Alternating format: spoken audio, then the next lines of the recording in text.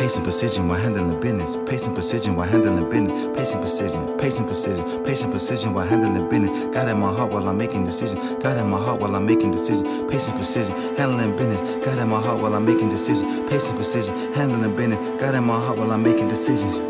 While I'm making decisions, God in my heart while I'm making decisions. God in my heart while I'm making decisions. God in my heart when I'm making decisions. Pacing precision, handling business. God in my heart while I'm making. Yo, what up? What it do, man? It's your boy CL back again for episode 5 of the EdgeWise podcast. I just want to start off the show today by doing the same thing that I always do, just thanking everybody that's tuned in, that's been rocking with me, that's subscribed, that's liked, that's commented, that's engaged in any way possible. I definitely appreciate all your support.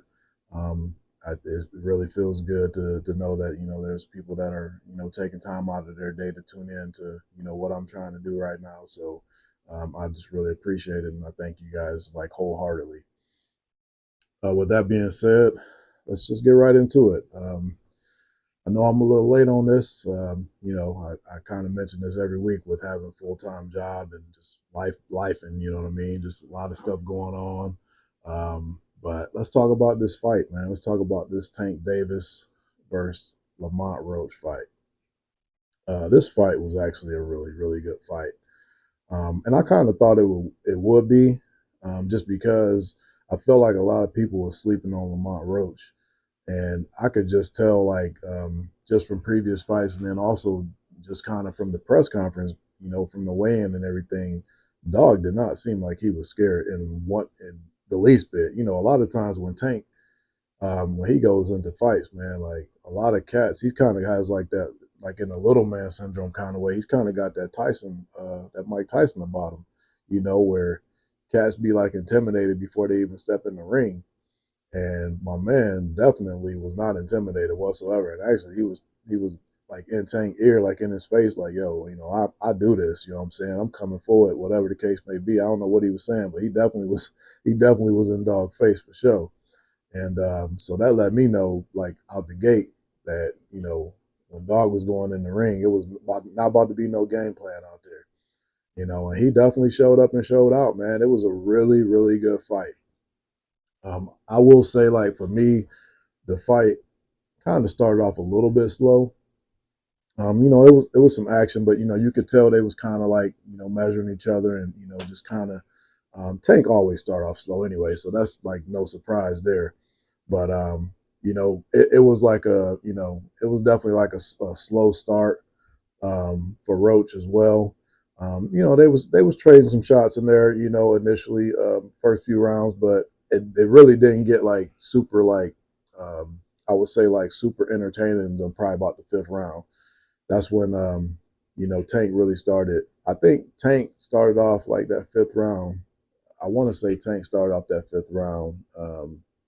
Or maybe it was Roach. Yeah, Roach started off the 5th round kind of like coming at Tank, and then Tank just Tank just like from the middle of the round on, man, he was just like he was getting some good shots in. He was kind of dismantling them that late in that 5th round. And then 6th round was cool, kind of more the same of the first few rounds. But then in the 7th, again, now this was like the reversal. This was like, Tank started off round 7 strong, and then I felt like Lamont Roach ended up closing that round really strong. And I was really surprised, man, because, man, Tank was hitting him with some really good body shots. And now Roach was hitting him with some jabs and some crosses and stuff like that. And he definitely was catching Tank a few times. But Tank was definitely hitting him. He was hitting him with some body shots, man. And it was a couple of times when I thought in the moment that Tank hit him harder than he did. Actually, Tank caught him with a hook, and it looked like he caught him clean, like to the side of his head. And then when they showed the replay, he really kind of just got mostly like gloves and shoulders. You know what I mean? My man kind of ducked out of it. But yeah, that 7th round, man, Roach really started kind of like showing me, like, all right, man, like he here for the long haul. He ain't here to play no games. So he definitely caught Tank a few times. So that 7th round was very entertaining. 8th round was entertaining, and then I believe it was the 9th round. I think it was the 9th round when Tank Man, Tank took a knee. I've never seen nothing like this in boxing, man. I know a lot of people. Um, I know a lot of people that's way more versed in boxing than I am. I mean, I've been watching boxing for most of my life, but I'm not gonna sit here and say that I watch every single fight. But I'm pretty sure, like, I'm pretty sure you cannot take a knee just in the middle of a round, bro. Like, you can't take a knee. And Dog took a knee, but it was like the weirdest. It was like the weirdest, like in the weirdest way you could take a knee. You know what I'm saying? Like it was like no action, no nothing. He just kind of like stepped away and just took a knee, and then like looked at his corner and was like, I don't know what he was doing. He was pointing at his face or what.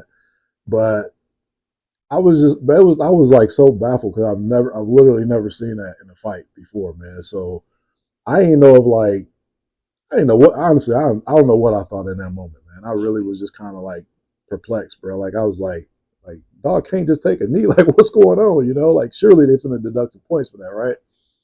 But they didn't end up deducting any points, and it just, I don't know, man. It was just it was a weird moment in the fight, man. I can't lie. Like it was, I've never seen anything like that before. If y'all seen something like that before, man, get in the comments, let me know, because I've definitely never seen anything like that.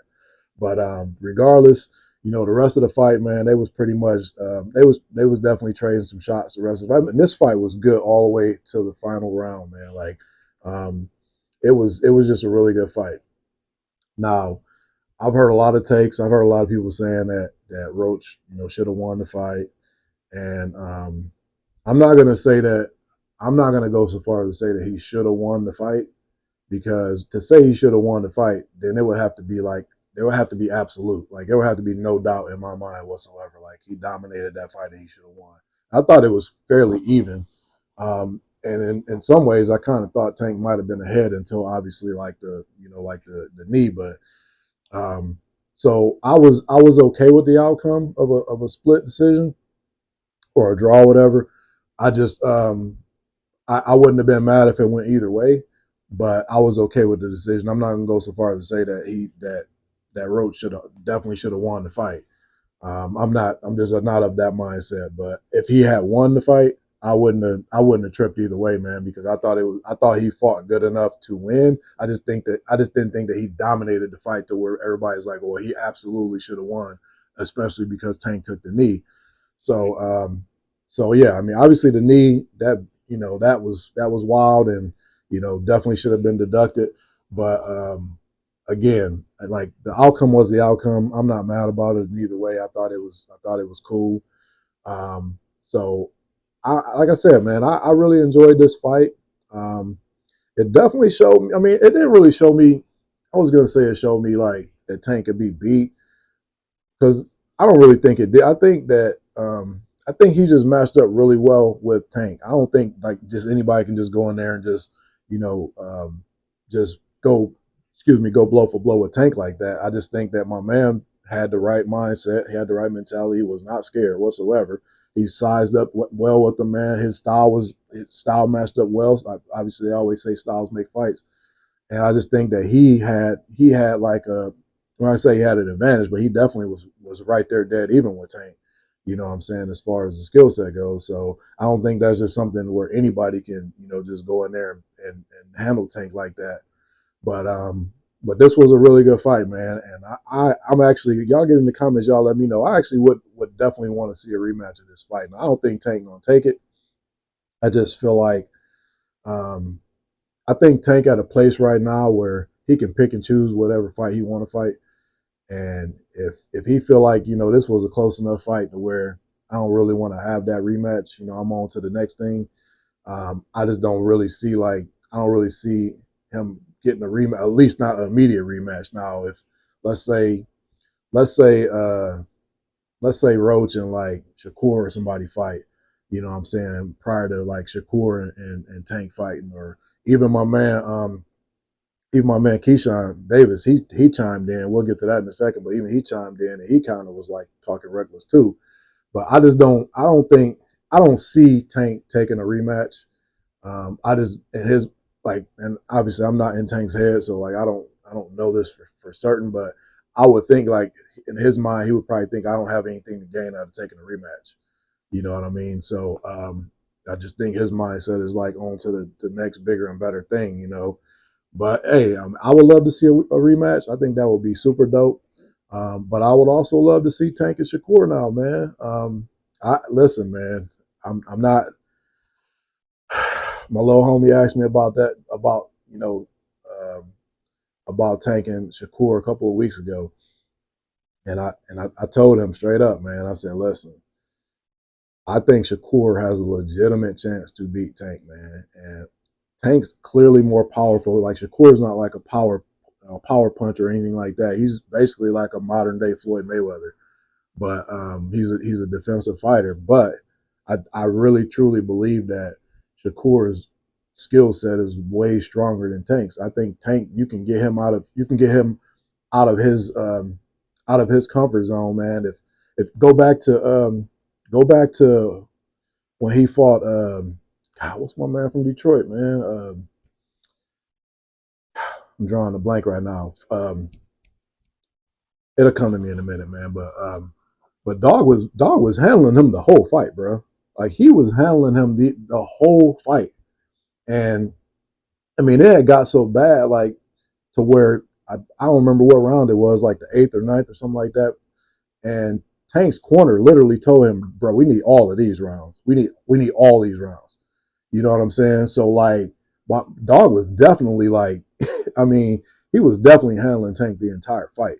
You know what I'm saying? So, um, until he didn't handle him. You know what I'm saying? But he like when your corner tell you like we need all these rounds, like we need all these. Like they knew that Tank was down on the scorecard. So like, so the point I'm trying to make is like if you get Tank out of his comfort zone, which I truly believe Shakur can, I I think that is going to force him to like kind of overreach or you know what I mean, like try to like do things out of the ordinary. And he's always started off slow anyway. So like if you get to a point like if him and Shakur fighting, Shakur like beating him on the scorecards like convincingly through like the first 7-8 rounds, Tank gonna start trying to like he's definitely gonna start trying to go throw haymakers. You know what I'm saying? So I definitely think there's a recipe for Shakur to beat him. I don't think it's going to be the most glamorous fight. I mean, honestly, I don't think it's even going to live up to this Lamont Roach and Tank Davis fight. But I would definitely watch it. You know what I'm saying? So, but anyways, yeah. Which brings me to my next point.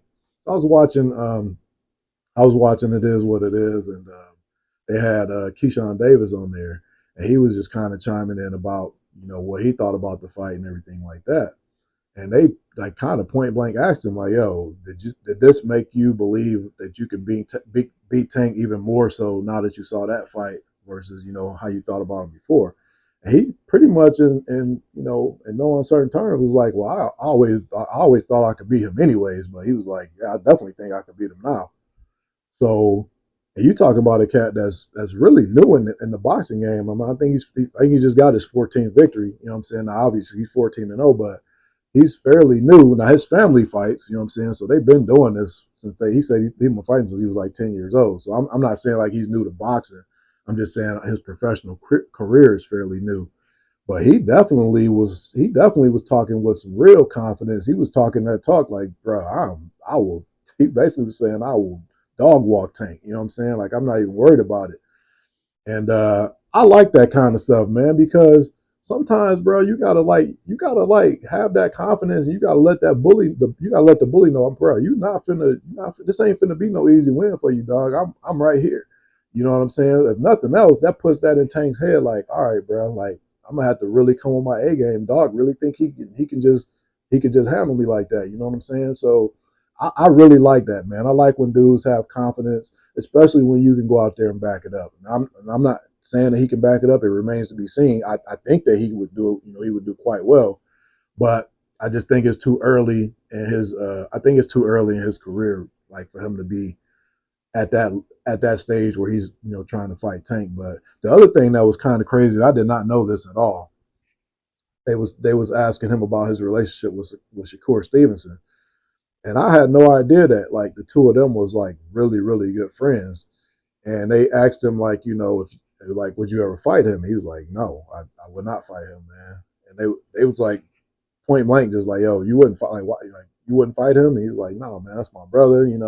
Like he had actually told a story about how when he was like young, and Shakur was like starting to like build his name or whatever, and he came to the gym to like spar with him or whatever, and he said he didn't know who Shakur was, and everybody was like, "Yo, that's Shakur, whatever." And he basically kind of like dismissed him. He was like, he thought Dog was like on some pretty boy stuff. You know what I'm saying? He was like, "Man, that cat right there, like, come on, bro." And so he said he got a chance to spar with him or whatever, and, and Shakur Shakur did his thing. So, but anyway, he was just basically like, he basically was like, "No, I'm not fighting him." And then obviously, Mason was like, "What about some wild, crazy number that would never happen, like $200 million or something?" And he was like, "Well, 200, that's a different story, But yeah, I just thought that was crazy. I had no idea that they had that close of a relationship, But I thought that was cool, man. But like I said, this was a really good fight, man. This Lamont Roach and Tank Davis fight. I'm looking forward to whoever the next person that Tank fight is, and I really hope Lamont Roach get another chance, man. I don't see it happening, at least not, like I said, not immediately. I don't see it happening, but I do hope that he gets another shot, man, because he's a really good fighter, and he's worthy of a rematch. So I like to see it. But y'all get in the comments. Y'all let me know what y'all think. Should he get a rematch? Should Tank just be on to the next fight, and what do y'all think Tank's actually gonna do? You know what I mean? Let me know. Anyways, let's talk about what's going on in the NBA right now. So, I cannot tell y'all, man, how devastated I was to see my man, the point guard, man, Kyrie Irving, tear his ACL, man. Oh my God, bro.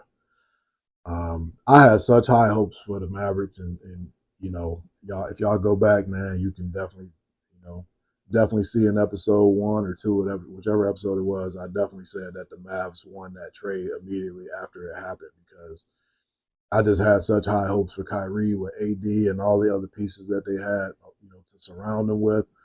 So, man, this really hurts my soul, man, to like see Kyrie because I'm such a huge fan of Kyrie, anyways. Um, and to see Kyrie had got to a point where he was just like he was really starting to like get back to that level where the fans was really embracing him. And I'm not even just talking about like the Mavericks fans. I mean, you heard them chanting MVP when he got up to shoot the free throws, right after he injured himself. So you already know what that was, but I'm talking about like he was starting to get to a point where he was, back becoming beloved like throughout the league. You know what I mean? Like he was just like that. He was getting back to that status. And I'm not saying that he's not going to be that when he comes back, but I'm just, man, for the way that they drug Kyrie's like name through the mud and his reputation through the mud, all over some nonsense in my opinion, man. I'm not trying to slight, any culture, any ethnicity, anything like that, man. I just felt like for what Kyrie did and what Kyrie said, I don't think it was egregious enough for him to like have his name smeared all over the place the way that it was. Like there's been plenty of people out here, in this country that's made way more egregious, claims and comments and, have done way more egregious things in general. So I thought, the way Kyrie was handled, for those 3 or 4 years or whatever it was, like I just thought it was ridiculous. But anyway, so it for me, man, like this definitely hurts me to see this, and it really sucked because of the point. I mean, it would have sucked at any point in the season, but it really sucked at the point in the season that it did happen because not only were you, a couple of weeks away from getting AD back, and I think live. I don't know when Lively slated to get back, but PJ Washington had just came back. Obviously, Gafford, he was slated to come back pretty soon. So you got all these guys that were slated to come back, and not only did it ruin this season, but now like you're going to be out, if not for all the next season, you're going to be out for the majority of next season. So you just ruined like not Kyrie, but I'm saying like this injury is pretty much like ruined like 2 seasons for the Mavericks. And not that I'm a Mavericks fan or anything like that. I just like to see good. I like to see good ball. You know what I mean? Um, so I just, man, I'm just devastated. I'm devastated for Kyrie, man. I'm devastated for, all his teammates because they genuinely seem to love him too, man. And the fans, man, like the fans really got. Unfortunately, they got shafted, man. Like with they was already upset about the Luka trade to begin with, and now, this happens to you. It's like, man, all I gotta say is, Nico, bruh, man, dog, you might want to go ahead and start thinking about submitting that resignation letter, bruh, because I don't know how you gonna walk your way out of this one, bro. You're gonna have to pull something crazy off in the summer. You're gonna really have to go get KD for sure in order to make this, salvageable, bro, because the fans already hated you as is because of the Luka thing, bro. Now Kyrie get injured. I know that's not your fault, but they definitely finna turn it into your fault. You know what I mean? And in some ways, some people might say that it is your fault because you took away the only other guard that handles the ball. Obviously Dinwiddie does, but he's not like a premier, player at this stage. And so you put so much wear and tear on Kyrie to have to like go out there. I think they said Kyrie was playing like 42 minutes a night or something crazy like that. You know what I mean? Maybe it was somewhere between 39 and 42 minutes. Either way, Kyrie like what, 33, 34 years old. Like that's a lot of minutes to be playing. You know what I mean? And it's not like he taking breaks. You know what I mean? Like Kyrie get the ball and he go to work. You know what I mean? So like, yeah. So I mean, they're definitely gonna blame you for it no matter what. And so, man, all I can say, man, is, bro, you better swing for the fences this summer, man. I don't know what kind of assets y'all got available to make the Kevin Durant thing happen, but dog, you better swing for the fences, man. That's all I can tell you. But anyways, man, on the flip side of that, the Lakers, man, the Lakers have been going crazy right now, man. I think they on an 8-game winning streak, something like that. And obviously Luka started off like really slow. Um, he was out of shape, man. Like he came off an injury. He was probably out of shape before he even had the injury to begin with. But he came off an injury. He had to work himself back into shape. But boy, and I still don't think he's Luka just yet. But he's definitely getting there, man. Him and LeBron, bro. Him and LeBron. Let me just look at these numbers right quick, man. So let's go back to the last 4 games. They've played the Clippers twice, and they've played the Pelicans, and they've played the Knicks. The first Clippers game, let me see. The first Clippers game, Luka had 31 points, 5 assists, and LeBron had 28, 3, and 13. Bruh, they had 60 points together, damn near. And like the assists and everything like that, this was low for them for this particular game. But like, look at this next game. So the next game they had, Luka had 29, 9, and 6. LeBron only had 17, 9, and 5. But LeBron that game played tremendous defense, bro. Like he was all over the place. Man, I'm gonna go so far as to say that since Luka got there and since Luka been the primary ball handler, bro, LeBron's defense has like been next level. Like he damn near back to like Miami Heat LeBron defense, bro. Like I mean, I know people think that's crazy, and, but y'all get in the comments, y'all let me know. But I'm telling you right now, bruh, LeBron's defense during this stretch, especially like I said, once Luka kind of got his legs under him, and I still don't think he's all the way there yet, but once he got his legs under him, and he's taking all of this pressure off LeBron to do everything, bro. LeBron's defense has been crazy. Like if LeBron, and I think his defense has been solid all season. I just think now he's really, since Luka's been there, he's really, really like gotten his defense like up to par. So I wouldn't be surprised, man, if LeBron got some all defensive nods, man, for sure, because his defense has been strong. But then you go to the game where they played against, let me see, they played against the Pelicans, and they both dropped a 30 piece in that game.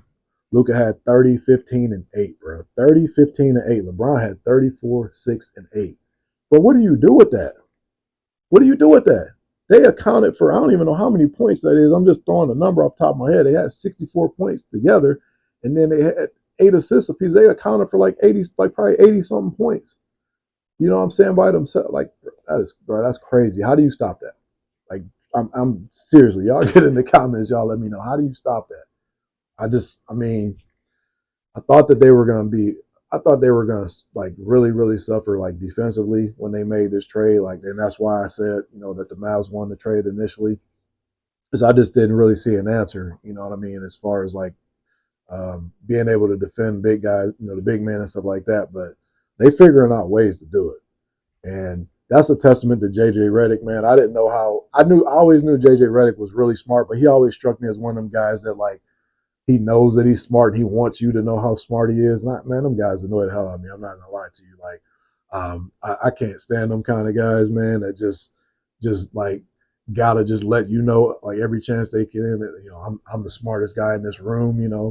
I don't ever want to be the smartest guy in the room. I can tell you right now, if I'm the smartest guy in the room, we got problems. So, but JJ is one of them guys, man, that he like, bro, I'm the smartest guy in this room, and he wants you to know it. So I didn't really know how it was going to work. And I'm not talking about like from an X's and O's standpoint, because he is smart when it comes to like the basketball side. I'm talking about when you have that kind of arrogant attitude, I just didn't know how it was going to work with the players.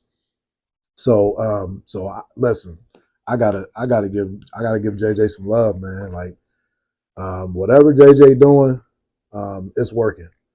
So, and maybe because he had, a strong relationship with LeBron, because they was podcast brothers or whatever prior to him becoming the coach, and maybe because he actually played, I don't think he played a full season with Luka, but I think he played part of a season with Luka. So maybe he had like instant camaraderie between, the two of them, and maybe he's just a really good coach. Maybe we don't know yet, but whatever he's doing up until this point, man, I got to give him credit because it's working. And they're playing hard on both ends of the floor. Even Luka's trying to play defense. You know what I mean? Like he's definitely getting in the passing lanes and stuff like that. So he's trying. You know what I mean? He's at least getting his body in front of people. And it ain't like he a little dude. I mean, he's 6'6" or 6'7". You know what I mean? So like if he just extends his arms and gets into a stance, like he's gonna obviously like alter your decision making and what you do. So man, like kudos to JJ Redick, man. The Lakers been on a tear. This last game they played against the Knicks was an amazing game. And Brunson was cooking them. I ain't gonna lie, bro. Brunson. I think Brunson be taking these Luka matchups personally, bro. Obviously they was teammates in Dallas, and then he left Dallas, went to New York to get the bag, and obviously his dad was on the staff and all that type of stuff, so everybody kind of knew he was going to go. But I'm not so sure that he didn't necessarily look at Luka as kind of like a detriment to his career. Like maybe he looked at it from a standpoint of like, as long as I'm playing alongside this guy, I'm never going to get a chance to shine, which is true. You're not going to get a chance to shine alongside him. You know what I mean? Like, because your game doesn't necessarily lend itself to Luka's game. You know what I mean? Like, it doesn't really complement Luka's game. The way like some other players might. But yeah, he be taking these matchups personally, I think, man. And he was cooking them, man. What he had? He had like what 30? He had like 39 points or something like that before. Yeah, he had 39 and 10 before he got injured. And this game went in overtime, so I think a lot of people. Was picking the Knicks to win just because there was this whole thing going around about how the Knicks haven't beaten like a championship level team this season yet, and they were like, I think they said they're like, I want to say like 14 and 18 or something against like current playoff teams too. So they were 0 and 8 or something like that against like the teams that are considered contenders, and they were like 14 and 18 or something like that against like all the other teams that were at least playoff bound. So there was like this big thing, going around about how they can't beat these good teams, and I think they kind of took it personal. So I think a lot of bettors thought that they were going to actually go in and win that game, and they was cooking. I mean, OG was balling. Obviously, Jalen Brunson was cooking, and they was giving the Lakers everything they wanted. But at the end of the day, again, you got LeBron and Luka both went for 30 again. And I don't know how you're going to stop LeBron and Luka, bro. Like, I'm pivoting from my original, take of like the Mavericks winning the trade, obviously, that's out the window at this point. And now I'm really pivoting to like, I really don't know how you are going to stop LeBron and Luka, bro. Like, I'm somebody please tell me, get in the comments and let me know, because it's the thing that's so cool about it is like when I used to watch like Luka and Kyrie play on the same team. If one of them had the ball, the other one was just standing around doing nothing. And it annoyed the hell out of me, man. Like it was like the same thing with like Harden and Kyrie and Kate. It's like somebody's always just standing around doing nothing. If they don't have the ball, like they're not moving, they're not cutting, they're not setting, they're not doing anything. And the cool thing that I like about LeBron has literally like given the keys to Luka, like, bro, do what you do, like. And I think he said this like right out the gate. He was like, bro, don't try to fit in, fit out. You know what I mean? Like he made that comment. And he's shown that. So he's shown and proved like, hey, I trust you, do what you gotta do. And Luka ain't even looking his way at this point. Luka like, man, get out the way. I got this. You know what I mean? And LeBron is playing so well without the ball, bro. Like he's cutting, like he's getting out like when off a made basket, missed basket, whatever. Like he's getting out. Luka's throwing him like the long, Jokic pass. And LeBron vice versa. I mean, so like they really look good together, bro. The NBA got a problem for real. Like I don't really know how you're gonna stop them. And so I'm not picking them to win the title, not just yet, but they have to be one of the top 3 or 4 teams that they have to be. And I'm pretty sure Vegas odds has them like 4th or something like that anyway. So I'm just curious to see how and when they run into the Nuggets, like how they're going to play against the Nuggets if they have to fight, play against the Nuggets. Now I know they played Jokic crazy like the last time they played against him. Like they made Jokic look average as can be, below average if I'm being honest. But is that sustainable? That's the question. So y'all let me know what y'all think about these new look Lakers, man. I know they got Boston tonight. Looking forward to that game. That's going to be crazy. That's going to be a real true test, man, because now you got people talking about, the Boston versus the Lakers in the finals, which would be wild. You know what I mean?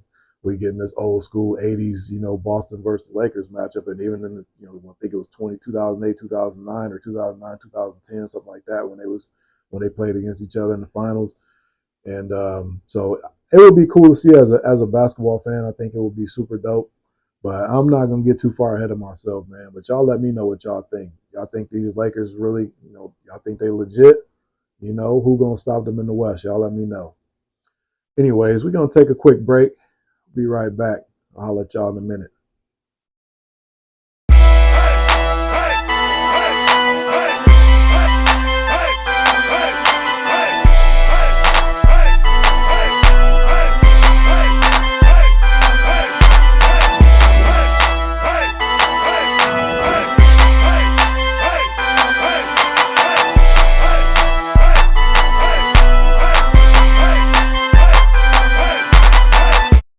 Yo, what up? We back.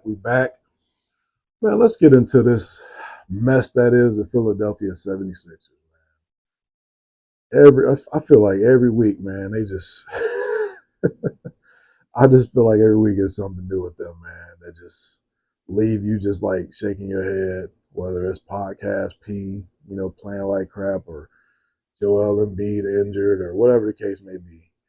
They just, man, I guess they got one good thing going for them, and that's they could still ride off the coattails of the Philadelphia Eagles winning the Super Bowl, man. Because bro, it is all bad in Philly right now as far as the Sixers goes.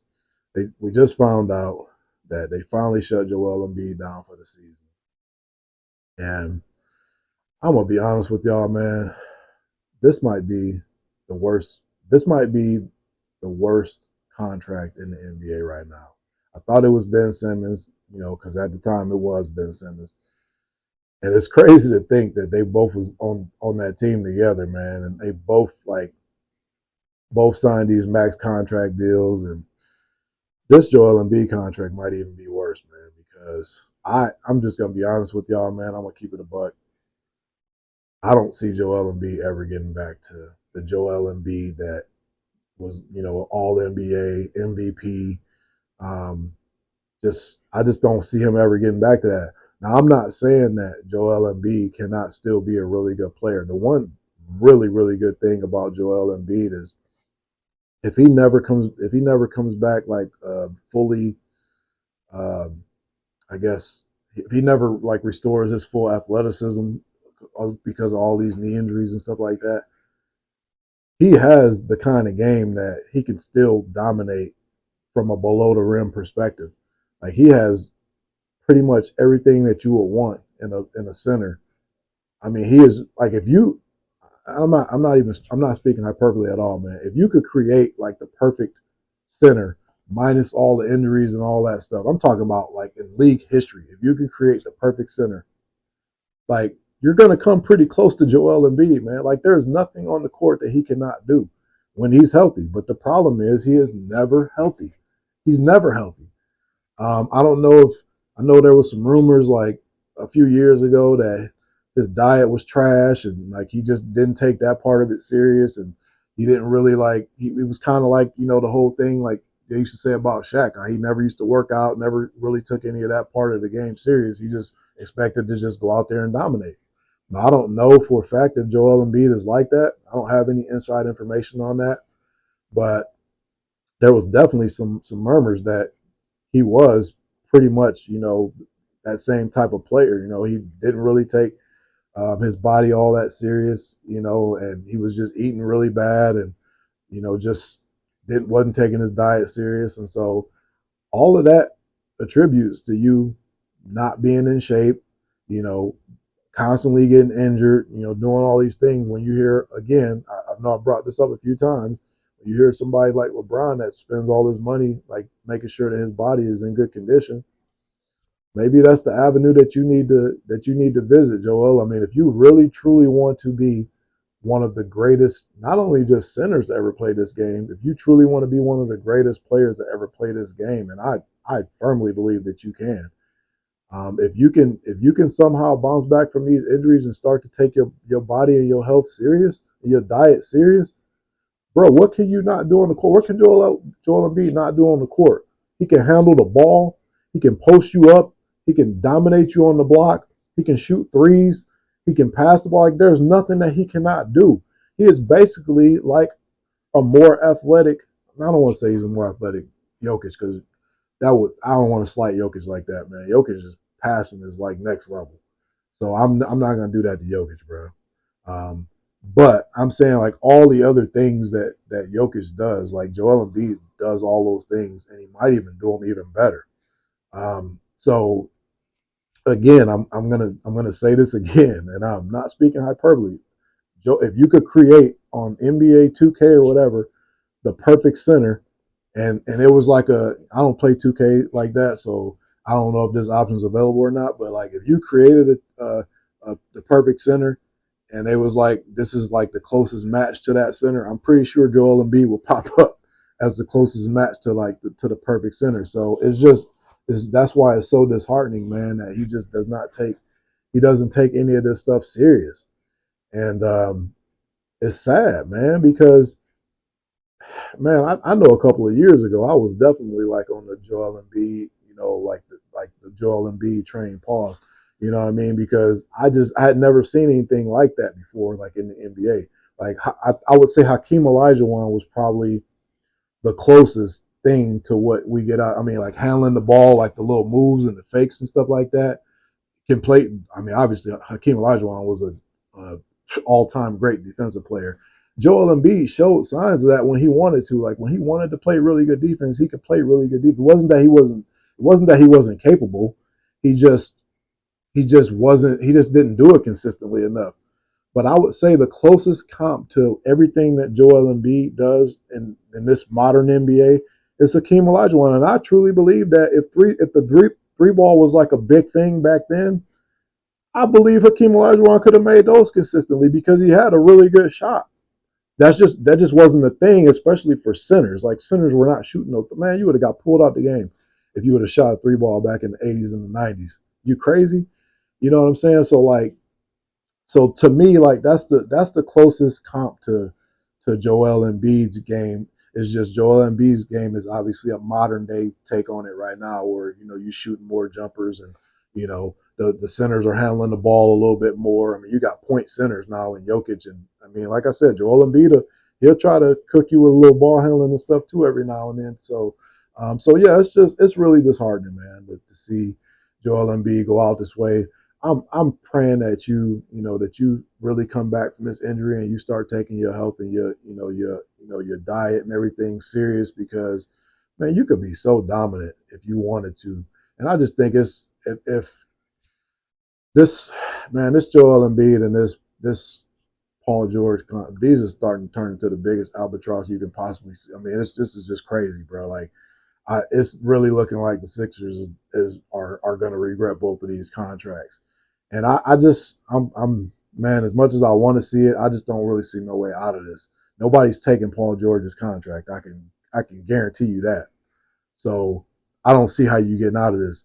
And to be perfectly honest, I don't think nobody's taking Joel Embiid's contract either. And that's crazy to say, because man, what is Joel Embiid, like 28, 29 years old, something like that? He's not like old, like by any means. But it's just when you have all of these things all together, that all these negative things that you hear about him and you see on the court, and it's just like, man, I can't really see somebody taking on that contract. So unfortunately, the Sixers, man, y'all stuck with it. Like I said this last week, man, I feel the worst for Tyrese Maxey. He should go in there and demand a trade. He should be like, yo, I did not sign up for this. Trade me somewhere else. Y'all can deal with this nonsense on y'all's own. I mean, if I was Tyrese Maxey, I would definitely demand a trade, bro. But I know he ain't going to. He don't even come across to me as somebody like that. And really, I'm kind of half joking when I say that, but I am. There is some truth to it, man. Like, I would not be mad at Tyrese Maxey if he was like, "Yo, get me out of here," So, but y'all let me know what y'all think about the Joel Embiid, Paul George. Oh my gosh, bro, boy, you royally finessed the Sixers with this contract. Everybody's saying that you never wanted to be there to begin with. The Sixers wasn't, or I'm sorry, the Clippers just wasn't offering you what the Sixers was offering you, and so you had to jump on the bag, this being like probably your last big contract. And hey, I never knock somebody for going to get the bag, bro. You go get the bag, go get the bag. It is what it is, bro. Coming from where I come from, any way you can get the bag, bro. As long as it's legal. But if you knew you was gonna go into this half-hearted though, bro, like, come on, like, you got to feel some level of remorse for like finessing them the way that you did, bro. Because clearly, what people are saying is that you never wanted to go there to begin with, and I think it's unfortunate, that yeah, you got the bag, and again, I understand that's what you was trying to do, but bro, you got to at least live up somewhat to your end of the bargain. Like, I mean, this is just, what you doing is crazy. I mean, this dude scored like 7 points a few weeks ago, man. Like, I mean, bruh, this is just insane to me, man. So, Paul George, man, you used to be seriously one of my favorite players, bro. I really hope you get it together. I hope you end your career strong.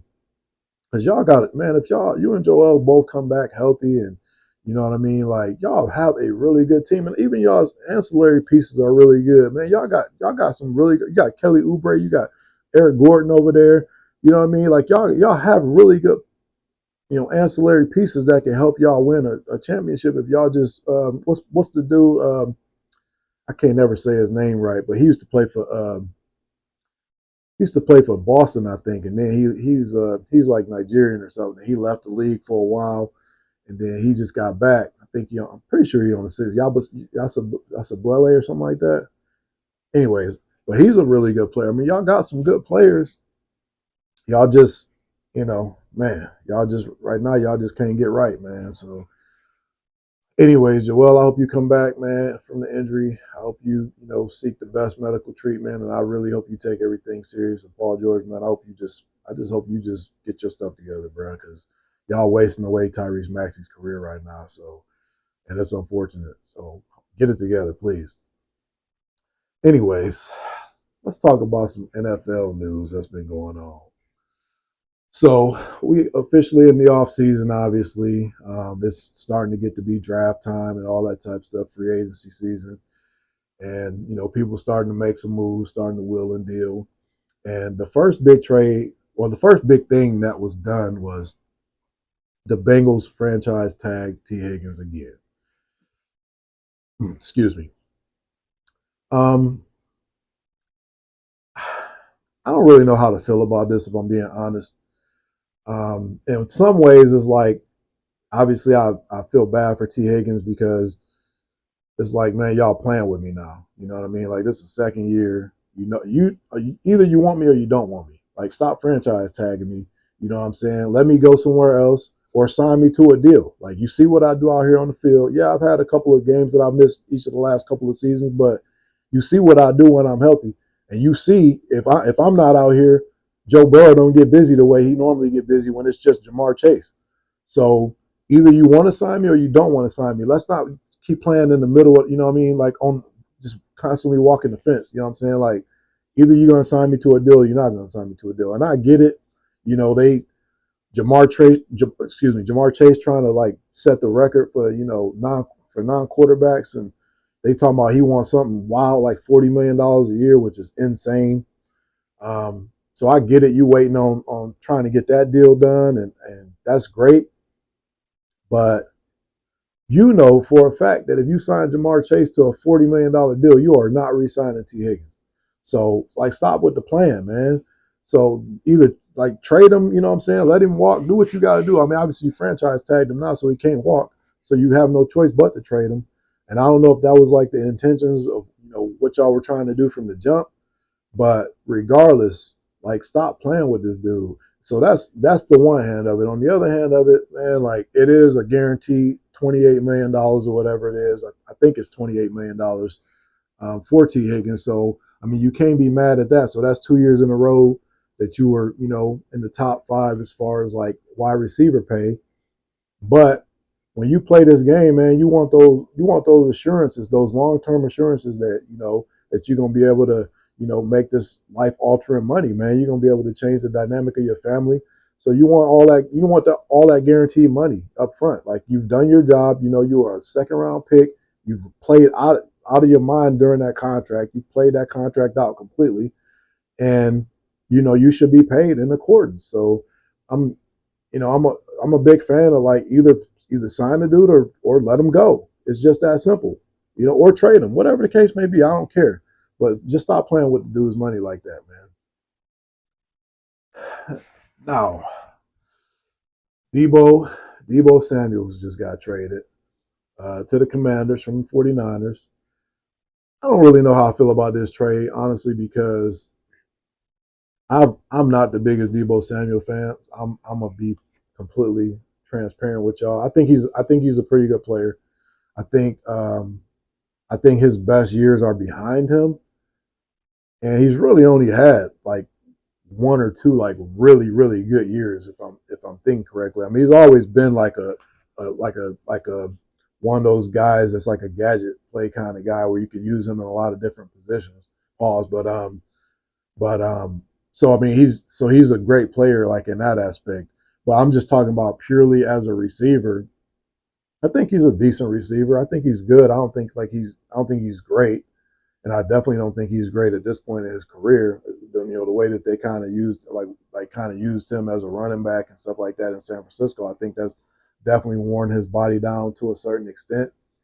Now, that doesn't mean that as a number two in a different system, when you got a super talent like Jaden Daniels that is accurate as can be, and then you got Terry McLaurin, lined up on the other side. I think if they get an actual like another X receiver and line Debo in the slot, yeah, I think Debo can. I think Debo can do damage. I mean, he can run routes for sure, and he can definitely catch, and he's physical, and he gets yak. I mean, he gets them run after the catch yards. You know what I'm saying? So like, I do think in that regard, like, I do think he can be a good wide receiver in this system. I'm just saying, like, as a standalone, like, you just before he gets to any roster at this point, I feel like he's just good. I don't think he's great, but in the right system, which I believe Washington is, I think he can shine. I just don't think he's. I don't think he's like a. I don't think he's going to be like a 1,000-yard receiver. I mean, if he hit 1,000 yards, I would be shocked this season, honestly. But that's not to say it can't be done. Like I said, Jaden can definitely fling that thing. So, um, So, I thought it was a good pickup for the most part. I just think if you're expecting him to be like, like an all pro or even even a Pro Bowl type receiver, like that's not what you're getting. But it could free up some stuff for Terry McLaurin. So we'll see how it goes. Um, Saquon, man, you don't ever really hear about this stuff too often, man, where you get a guy that you just signed to a contract last year. You just gave him the bag last year, which was already really good money for a running back, especially one that, they like to say is past their prime, when you reach a certain age, like running backs have a shelf life. And so he signed a really good contract last year. But this to me was like the coolest thing that happened this week when you see like how important that guy was to your team and how instrumental he was in helping you win that championship. And you say, man, hey, bro, we know we just gave you the bag last year, but we finna give you an even bigger bag this year because we know how important you were to the success of this team. And as a running back in a depressed, in a depressed market for running backs, like you give a running back that kind of money, man. Listen, bro, kudos to Philadelphia, bro, because man, y'all seem like y'all got y'all stuff together. And I don't know how any of this is going to work out long term because y'all definitely got some guys. Y'all got some guys signed to some pretty big contracts. I mean, Jalen Hurts is making like 53. Um, AJ Brown's making like 32 or something like that. Smitty's making like 26, 28. Now you just signed Saquon on like 20 million. I mean, so y'all got some guys that's making some big money. So I don't really know how that's going to work. Obviously everybody always talks about how you can manipulate the cap. You can, kick money down the road and stuff like that. So I'm not a GM or anything like that. So I don't know how any of that stuff works, but regardless, man, like kudos to the Philadelphia Eagles organization for doing what they did because they didn't have to do that. And I don't think Saquon would have been mad that they didn't do it. Like I don't think he was expecting it. So this was kind of one of them like, I give you a prime example, man. Man, I got home from doing my little side hustle, and this last night I'm going through all my little mail, and most of it's junk mail. And I had a piece of mail I was literally about to throw in the trash because it just looked similar to a lot of the other, like a lot of other trash mail that I get, like trying to, get me to apply for this or that or whatever. And I was honestly about to throw it in the trash, man. I just like, let me open this up. And come to find out, like my mortgage company overcharged me something, so it ended up being like a nice little check. And I like looked at my wife like, man, I almost threw this away. You know what I mean? Like this is a nice surprise. So I said that to say like this is kind of like the Saquon Barkley situation, man. Like I mean, he wasn't expecting that, man. He was just like, yo, if I already got the bag last year, I got a good contract. So for them to hit him with the new bag, with the new Gucci or the new Louis, I mean, bruh, like I said, man, good for the Philadelphia Eagles organization because if anybody deserved that, man, Saquon definitely did. So good for him. Oh man, let's talk about this Geno Smith trade. This trade just happened so fast. I'll be honest with you, I haven't even really had a chance to look into it. I just kind of saw that this flashed across ESPN, and I was just like, it shocked me, but it didn't shock me because I know a lot of people had pegged Pete Carroll going after Russell Wilson as his former quarterback, and I don't know that I was of that mindset because I felt like the last couple of years that I felt like their relationship kind of was rocky. I mean, if y'all get in the comments, y'all let me know if I'm tripping, but I felt like there was like some turmoil between the two of them because Russ was on that whole like let's let Russ cook thing, and that's never been like Pete Carroll's like that's never been his MO. He's always been like a ground and pound type coach. Like play good defense, run the ball, you know, put Russell Wilson or whoever the quarterback is in strategic situations where they can be successful. But for whatever reason, I don't know if it was just because it was like contract time coming up for Russell Wilson or what, but he was on this whole like let Russ cook thing, and I think it kind of rubbed Pete Carroll the wrong way. So it was so obviously they traded Russ, and And Pete Carroll didn't really seem like it bothered him that much because he moved right up to he moved Geno right into the starting spot, and everybody was kind of like speculating that he was going to go out and go get another quarterback. And when he named Geno the starter, I think collectively, as you know, everybody was kind of like, "What? Like Geno starting?" Because I definitely thought that to myself, you know. But it worked out. Like Geno's been really good for the Seattle Seahawks until obviously now he's got traded. So it brings me back to my original point. I wasn't really that surprised that Pete Carroll went and got the guy that he believed in after Russ left in Seattle. This makes complete sense. Pete Carroll knows that he has a very short shelf life. You know, he's 76, 70, 70. He's in his mid 70s. I don't want to just make up a number, but I know he's in his mid 70s. So he knows that, you know, it was already a stretch for a team to like reach out to him to be the head coach at this point. So he knows he got make a lot happen in a short window of time. So how better to do that than go get a quarterback that's established. Um, he's a good quarterback. I think with the right pieces around him, I think he can be successful. So, and Pete Carroll knows that. So, you know, I think this was a good trade for the Raiders.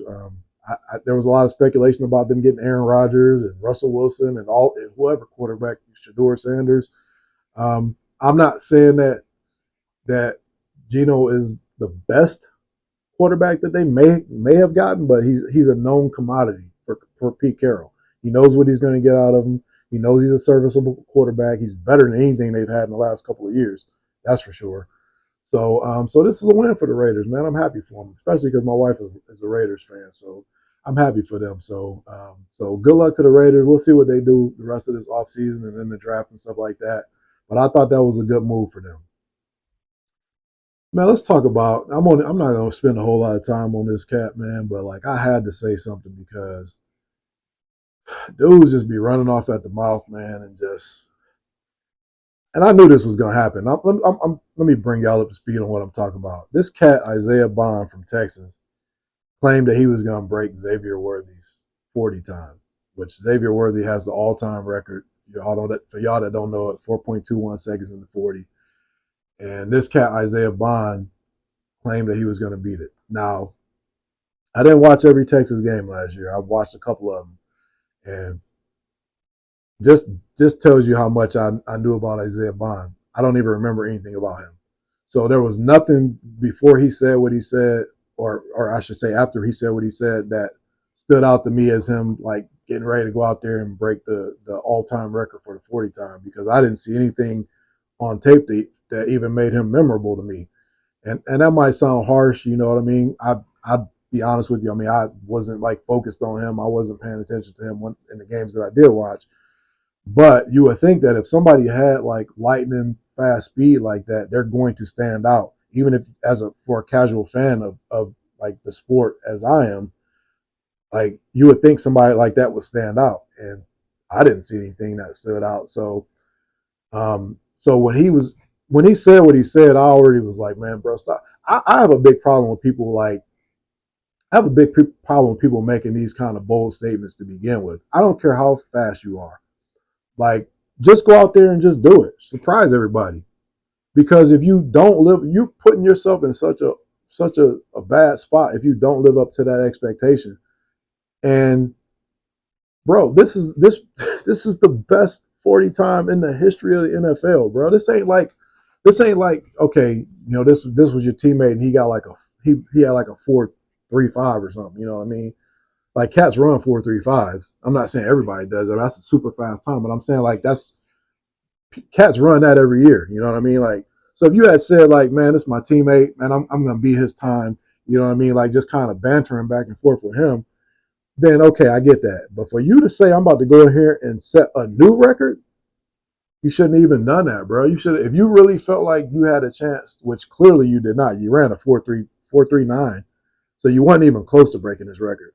But if you really thought that you had a chance to break his record, you should have just not said anything. You should have just let us all be surprised, because I think that does more for your draft stock than you saying that you was gonna break the record and then you don't even come close to breaking it. The thing about about Xavier Worthy was he didn't go in there. He didn't go in there proclaiming he was about to break the 40 time or nothing like that. Everybody knew he was fast just from the tape. He just went out there and showed and proved. You know what I'm saying? So I think you would have just been better served if you had said nothing. Obviously, I mean, I don't think a whole lot of people putting much stock into it, but when you make bold claims like that, man, and you talking out you know what, and you don't back it up, bro, come on, like you don't even come close to backing it up. So let that be a lesson to all of y'all out there, man. That y'all think y'all finna come for the crown in anything, bro. Just don't say nothing, man. Just go out there and just be a silent killer like a Kawhi Leonard or somebody, man. Let your play out there do the talking for you. So, anyways, like I said, I'm not gonna spend too much time on that, but it is what it is, man. The last thing I want to talk about today is, man, a couple of weeks ago, we had USC versus UCLA women's, and at the time, UCLA was the number one team. They hadn't lost a game yet, and I said back then that I thought that they had the top roster in the entire country, and I still believe they have the top roster. But I said they're not the best team. You recall back then I said that Notre Dame was the best team, and I still stand by that. I still think Notre Dame is the best team. They've had a couple of losses since I said that, so maybe I'll put the jinx on them. But so we just got round two of USC and UCLA, and I'm thinking like, all right, no way they finna let Juju cook them again. Boy, they let Juju cook them again. Man, USC beat UCLA again. I could not believe it. I did not watch this game. Just for full transparency, I did not watch it. I don't know what I was doing at the time, but I just caught the highlights of it. You know, obviously checked the box scores and stuff like that. But but yeah, this USC team, man. I know I said back then. I thought that I thought that the USC team as a whole, I didn't think that they had the best roster.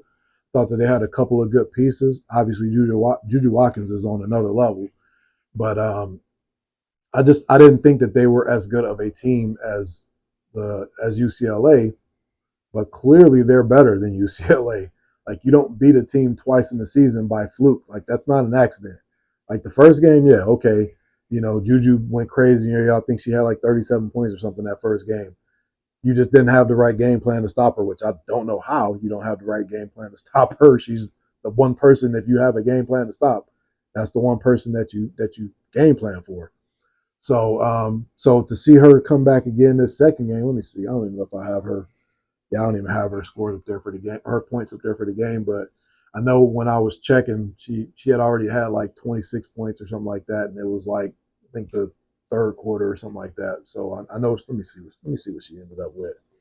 Let me just check right quick. See what she ended up with that game. Because now I'm kind of intrigued. Now I want to know if I can get this to come up. Let me see. Well, maybe not. Don't worry about it the next time. But anyways, yeah, I was just surprised to see that USC handled them so well again. And I think to this day, like that's UCLA's only two losses are both to USC. So that says a lot about USC. That says a lot about the Big Ten Conference as a whole. Man, the Big Ten Women's Conference is really, really strong. There's some good teams in that conference. I think that on any given night, the top 8 teams can probably beat anybody. It's just what they decide to bring to the table that particular game. But yeah, kudos to USC, man. Juju, again, you are a killer. Love your game. Like I said, big dog mixed with Kobe, man. She just got that killer in her. So I'm excited to see both the men's and women's college basketball tournament. Um, Obviously, the conference championships are going on right now this week. So or next week, going on next week. So I'm looking forward to seeing how those shape up. But yeah, man, I'm excited. I want to see how this women's I'm more excited to see how the women's shape up than I am the men's. Honestly, I just think there's a lot more parity in the women's game this year than there is in the men's game. And that could be partly because I'm Big Ten biased and the SEC is dominating so much in the men's side of things. But yeah, we'll see, man. I'm excited for both of them, but I'm a little bit more excited for the women. But anyways, that's all the time I got for today, man. I hope y'all enjoyed the show. Please make sure y'all smash the like button, subscribe, do all the things that you do, man, to keep this podcast going. I can't stress enough how much I appreciate everything that everybody's done. All the time that you spend, whether it's just watching little segments or watching just little snippets of my podcast. I appreciate it all. So um, until the next time, man, y'all have a good day. Y'all enjoy the rest of y'all's weekend. And I'll holler at y'all the next time. Peace. Pace and precision while handling business. Pace and precision while handling business. Pace and precision. Pace and precision. Pace and precision while handling business. God in my heart while I'm making decisions. God in my heart while I'm making decisions. Pace and precision. Handling business. God in my heart while I'm making decisions. Pace and precision. Handling business. God in my heart while I'm making decisions.